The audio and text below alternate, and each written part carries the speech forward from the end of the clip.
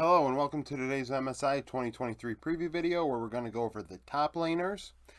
Here we have all these summer split stats that includes regular season and playoffs, not summer, spring, damn it, and LEC winter and spring. And then I have another board going over all the champion pools and how that looks. That board is a lot more confusing than this one because the meta was not as boring as people like to make it out to be. So, what I've done here is I've highlighted the players with the best numbers in each stat in pink, and then orange with the worst. These stats are off of gamesoflegends.gg, so GOL.gg. As far as KDA is concerned, the three best were Ozzy from the PCS at a 5.8, Fudge 5.2 from C9, and Broken Blade 4.5 from G2. Now I may have said Fudge from G2, Fudge from C. I don't know. You know what I'm talking about. The worst was Licorice from Golden Guardians 2.3. That isn't a big surprise. Robo from Brazil 2.7, and Bin only 2.9. So surprisingly, Bin, one of the guys that dies a ton. He had the most games played, by the way. His sample size is 68 games. CS per minute. Who gets fed the most in farm? Zeus at 8.5 from T1. Bin 8.4 from BLG. And then Kiea from GAM Esports has 8.3. The lowest, Toll 2 from Detonation Focus Me, 7.3. That is very low, right? We want around 8. So Bin, Zeus, I mean, really, honestly, the majority of these players are above 8. And if you're below 8, you're below average domestically, let alone internationally. So Toll 2 at 7.3. I don't expect good things for him out of DFM. Out of him for DFM. Ozzy, 7.5, and Broken Blade, 7.5. Both of them not dying a lot, but also not getting that much gold in the farm department. Kill participation. Now this is where things start making a little bit more sense. At 60.5, you have Ozzy. Okay, Ozzy, 60.5, 3 out of every 5 kills. He's the only player on this board that did reach that amount, so it makes sense he gave up some farm. He was more involved than everybody else. 58% Fudge. That's pretty good given the fact that he still found time to get gold. And 57.6 for Doran. Doran obviously getting involved for Gen G. The three lowest, and this is where things get a little weird. So Bin makes sense. Bin has some of the highest CS per minute out of everybody. So he's farming a lot. He's involved in only 48.5% of fights. But then Licorice is 46.5 and 8.1. It kind of makes sense. I mean, he dies a lot. So actually, it doesn't make sense he dies so much because he doesn't involve himself in that many kills. So that's kind of weird. And then Toll 2 is the lowest. Despite having 7.3 CS per minute, he also manages to be involved in only 45.9% of kills. So he's weak side and he's not getting farm. Like, you absorb pressure, but you're still not getting the wave, even close to it, like abnormally low. Gold per minute, who is the most fed? We have Kiea at 416. Zeus 414 and Broken Blade 408. So Broken Blade still finds a way to get gold, more than likely due to his due to getting kills. The lowest we have is Toll 2 with 373, Bong from Rainbow 7 378, and Ozzy 379. So Bong being down there is kind of different, given that his farm isn't as low as Ozzy and Toll 2, but he must not be getting kills like everybody else. Damage. Kiea, once again, leading in damage with over 600 damage per minute. He is the most aggressive top laner on the board. Next is Fudge at 548, and then Chasey from Mad Lions, 541. The lowest three, Licorice, 461 from Golden Guardians, Ozzy, 473 from PSG, and then Bin at 489. So it makes sense that that Bin and Licorice, not a lot of damage because they're low KP. They're not involved as much. But Ozzy, dealing low damage, must be building tank every game, so he's not dealing any damage. As far as the 15-minute stats are concerned, we do not have LPL stats for those. The players with the biggest gaps at 15 minutes domestically are Chasey. He averaged a 475 gold lead in 59 games so far. I mean, I think a lot of people think Adam when they think best top laner in the LEC, but I mean, just looking at this, I mean, Adams could still be higher, but Chasey's doing very well as a rookie. And then Zeus, 465. The two worst were Licorice with only a 20 gold lead and Broken Blade 50. So nobody on this board domestically had negative gold at 15 minutes. As far as CS is concerned, both Kiea from GAM and Zeus from T1 were up 10 CS per game. The lowest were Broken Blade at -8 and Toll2 with -7. So those two getting behind by 15 minutes in the CS department. But like I said, both of them staying ahead in the gold department. So they do find a way to get gold and, offset that CS diff. XP, the best XP, we have Ozzy 340 and Chasey 240. Two negative players in XP were Licorice and -200 and Broken Blade and -100. As far as solo kills are concerned, once again, LPL doesn't give us that. I did it on a per game basis, not total, because obviously we have some players that played 30 games, even 29 games, and then some players that played almost 60.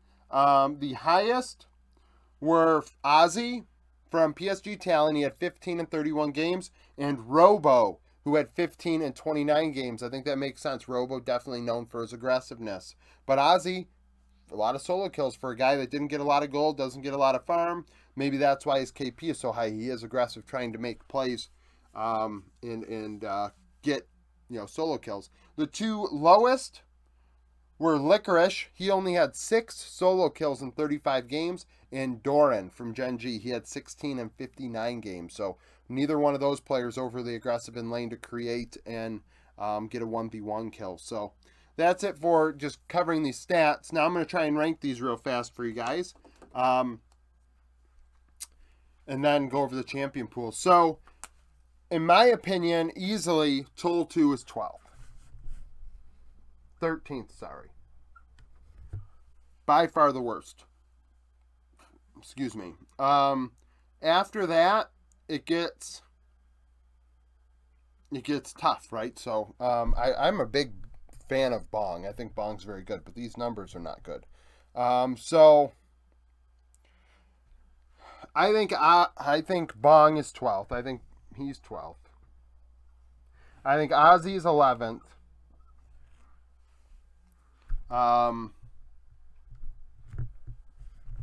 Sorry, I got to move the mic here. I'm, rocking the mic.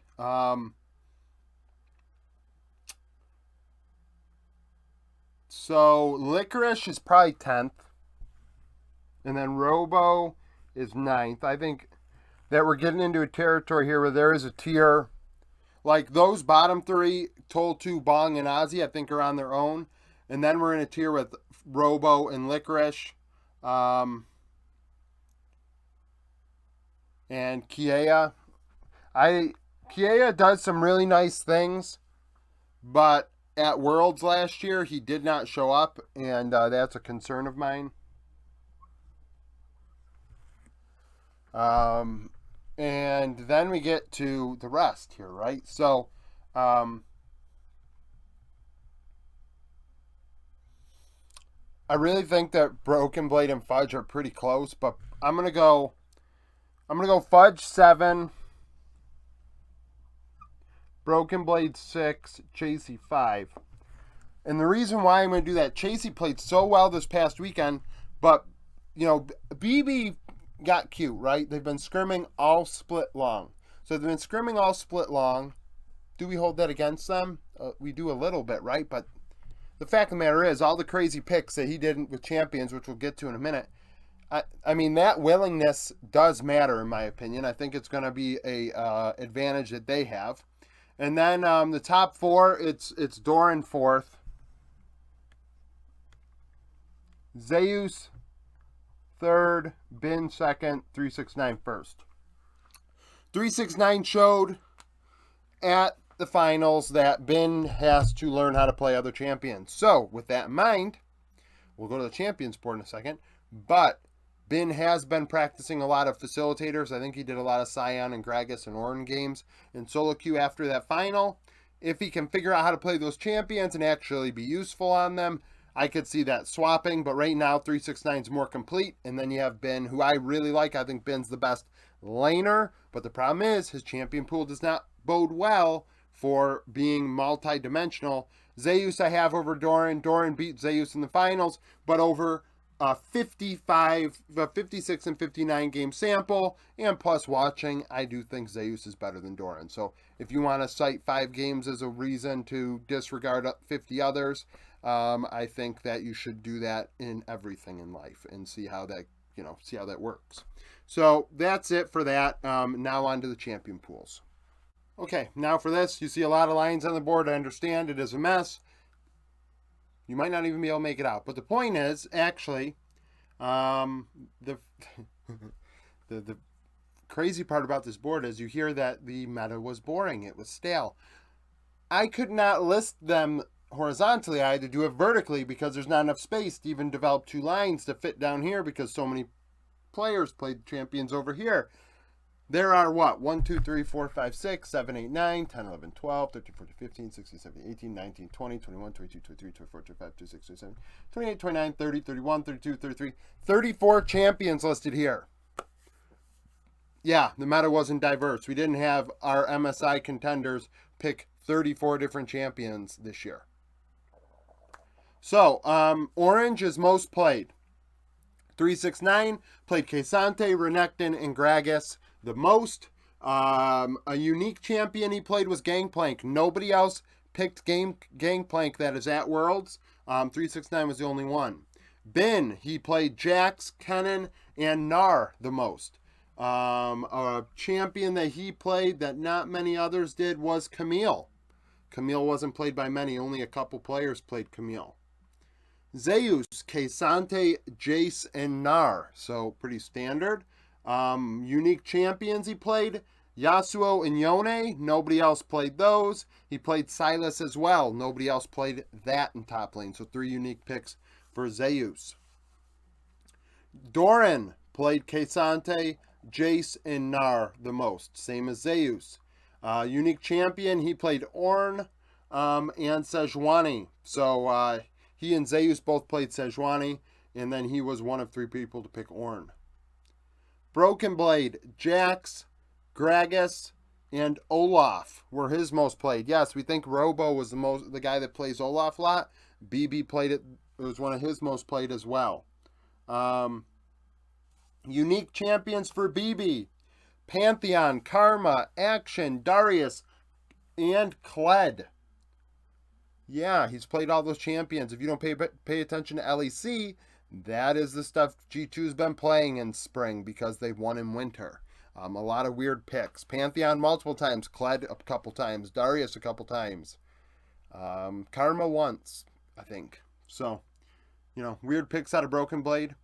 Chasey of Mad Lions, Kesante, Jace, and Gnar were his most played. A unique champion, I have him listed as playing Aurelia.